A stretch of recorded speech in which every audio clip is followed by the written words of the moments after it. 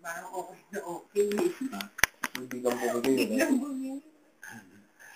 Talo na kanina Hindi, okay. saka maputla si brother. Ha? Maputla yung patapos ng... Oo, pumutla. Kaya ako ni Ned, sabi ko, totoo na to. Paano yung pumutla? Pumutla yung Pumutla. lips mo. Unconscious ka nun eh. Pero sa kanya okay na okay. Ako sabi ko nung nakita na kita. Saka pinaupo ko na yung gumanong ka. So sabi ko, ano na. Hindi, bakit nga? Ano yung talagang nangyari sa akin? Kasi yung, ano nga, sabi yung weight ng katawan mo, nagkaroon ng distraction. So, it Sana varies. kasi sinabi mo, hindi mo na kaya. So, yung blood Hindi pressure kaya mo, ko eh. Biglaan ano eh. yun, shutdown yun. Shutdown yung blood pressure mo, saka yung strength ng puso mo, shutdown yun. Hindi kaya ko eh. Biglang sumulpot eh, nung pagkatapos. Shutdown yun. Ayun nga sinabi niya shutdown, no? Shutdown yun. Oo. State of shock. Mababa ang temperature mo. Oo, bumaba. Nalalamig ka. Okay na kasi. Hypovolemic. Kahit sa basketball yun, minsan din. Hindi sa basketball, ang jay na talaga. Diyan mo matetesting yung tinatawag natin na training. Kung hindi ka pinatay ng master mo, how you will know to retrieve this kinds of emergency condition? Huwag ka matulog. Hindi, okay lang yan. Ipikit mo ang mata mo at i-relax mo ang tulog, brother. Yan mo. Yan. Yan mo.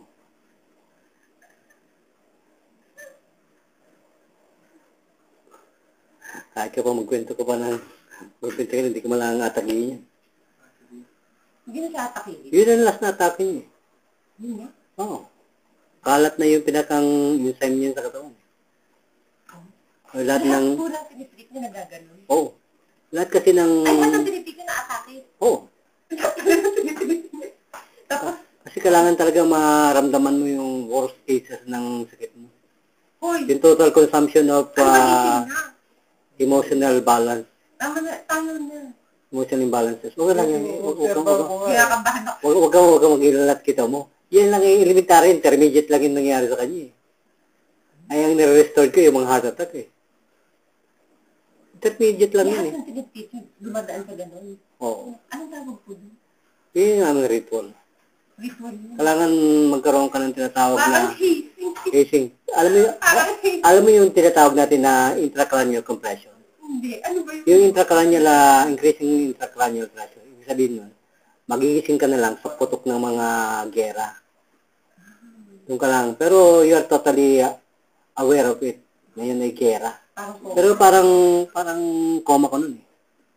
Parang kumatos. Oo. Pag nagawa mo yon sa pasyente mo, aba, ibang klase yung pinag-aralan mo. Nagawa niyo na yun? Oo, sa akin.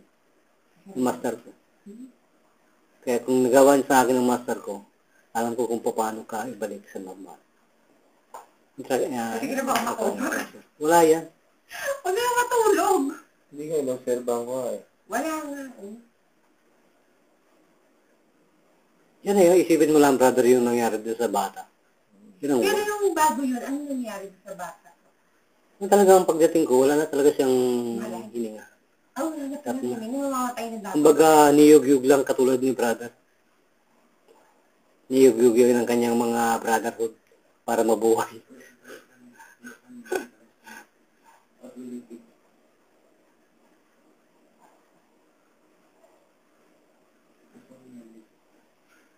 Wala na yan. May bagising ka na, wala na nga eh. Hindi nga, sinusubukan ko. Wala na nga, gabi na. Kasi ang jay na, hindi ako makatagal eh. Okay lang. Tapos iuupo ko eh. Sorry. Diba iuupo ko? Hindi naman yung nagay niya eh. Hindi nga ngayon. Pag may angina ka, sabi niya, atake pag nakahiga ka na ganito. May lakad kasi Brando. Hindi ako lang ako. Pagka oras pa kayo matutulog. 24 hours yan eh. Ha? No-sleep 24 hours. Kayo? Pero pagkatapos ng kinabukasan, pahinga ka. Yeah. Hindi pa rin. Hindi. Hindi pa rin?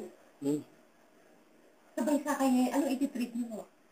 Yung sa parang Pero ngayon hindi na ako namumutla. malagla. Ano ang ganda na skin mo kanina talaga yun? Kanina talaga Kanina, namumutla. anemic ka Kaya nga talaga. ako tumayo eh. Parang Anemic ka talaga, brother.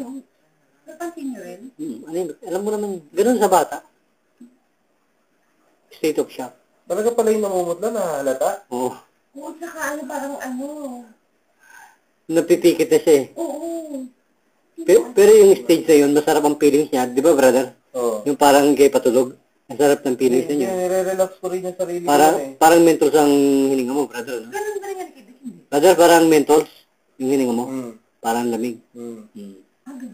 Pero, Hindi nangyari kay... pero delikado yun. Ano nga? Delikado yun. Hmm? Pag mentals ng siyempre. Hindi, yung kay Vic nangyari na taranta rin eh. buhay niyo pa. Talagang, yun o. Patay na yun eh. Yung batang 20 na yun. Kaya huwag na matulog. Huwag ka na maglala, wala na yan. Meron nga pasyente na nanggaling na sa... Kanina hindi, shortness of breath talaga. Tapos nagkaroon ng parang konting pitik ng angina. Yung pagkatapos na shortness of breath. Yung pinapahanap ko na sa'yo, Isobil. Pero hindi nilagay sa bilik. Oo. Nawala agad. Ano wala, di ba? Nag-normal ka agad. Wala pang 5 seconds yun. Uy! Kasi, hinahanap ko pa yung gamot mo. Okay ka ni. Nakanervous na naman. Kailangan lang talaga, well-trained ka. Kaya nasabi ng doktor, don't touch those people who are infected by diabetes, high blood pressure, heart problem, about blood circulation. Pinagtatawanan ko lang yun.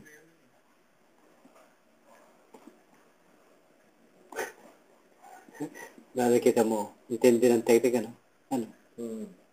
Kasi yan ay malapit sa sleep apnea na tinatawag. In 12 years, wala sa aking nagreklamo, mga pulis pa yan. Army, Marine. Kanang may sakit din. Oo. Ayaw mo pa opera. Ay, yung iba, hindi na pwedeng ma-opera talaga dahil hypertension eh. Isa sabi ko kanina sa iyo, yung mga anak ng military, nanay nila. Isang pitik lang eh. Takbo sa CR. May nagtanong, ano nangyari sa akin? Hindi alam na nangyari na sinugod na pala siya sa Binuna. Pero naka-internet yun. Sa bypass, di ba? Ikinikwento ko doon. Pero wala sa ating makipag-dwell na, sige, totoo ba yan? Baka naman peke. Wala.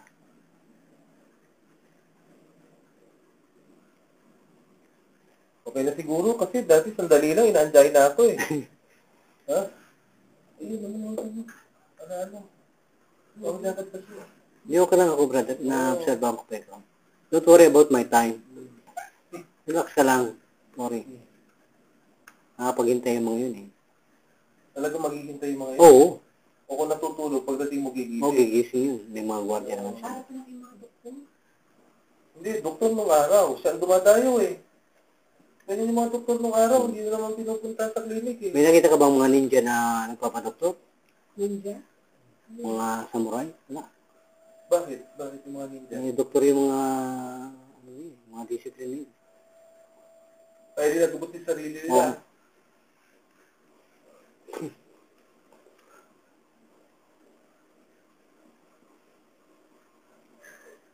Yung herbal mo bukas, kailangan madala na. Yung herbal mo bukas. Ano ba yung herbal po? Kasi may isa ng herbal din. Kailangan ito. Mas maganda. Ano yun? Kailangan ito ang pinaka-dada. Ano yung herbal na yun? Yan ba yung ganon? Hindi bukod yun. Ano yung herbal? Magkano yung herbal niya? Mura lang yun sa tingin. 2.5 lang yung... Yung 2.5 na yun, gano'ng katagal yung inom eh? 2 months yun. Ubusin mo muna yung herbal mo. O, pagkaubos ka nung ako, ito regular naman kita tatawagan. Kailangan maano yung ngiti. Para wala ka ng problema. Hindi na yung pa siyang Yung 2.5 na yun, ano yun? Isang buwan. Dalawang buwan. Dalawang bang gagamitin yun? herbal po? Di basta tawagan ka namin bukas. Kasi syempre Campo herbs. mahirap naman dalhin mo kasi wala akong nakandang pambayad. Walang problema yun. Basta assess mo kayo ng pamuna. Para parang siguraduhan, brother. Parang siguraduhan. Yung nangyari, nakita mo si sir, ha?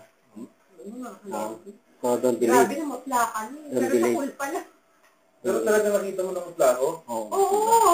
Talaga Kasi nakatuloy ng mga pagkatapos plako? sabi mo, Hindi sabi niya. Tapos nung naupo ko, Yung mga loko nga, sinasabi ko nga sa kanila yung naluloko. Hindi na sinasabi ng mga doktor kung ano talagang dapat gawin nun para hindi ka maloko. Dinidiscuss ko nga yung mga simple lang na herbal sa ano. Kayo na magtempla. Tapos yung maka-order ng isa.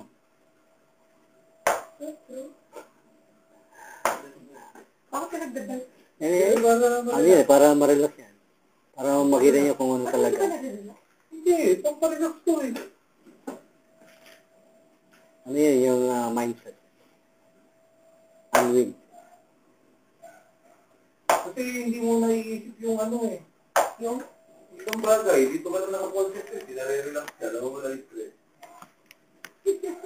Pininervous ka yata eh. Parang ninervous yun, basta nakaka-nervous yung kanina. Yung pinaka-senaryo yun, sister, yung hazing na ginawa natin, hindi na mapapantayan ng iba pang atake. Wala na. Parang bumaba kasi aeroplano nun eh. In 1,000 miles, ibinulusok mo yung aeroplano in the runway for about seconds. Pwede ba yun, brother? Diba? Air Force. By hook o by crook. Kalami, ilanding mo yun. Do or die. At all cost, kailangan i-drive mo yun. Di ba, brother? Ganun ang ibig sabihin nun eh. Thank you. Thank you. Bilangin. Magtatawagan na lang yung mukha ka, baka mamaya, yung pera muna. Ito, sige, okay.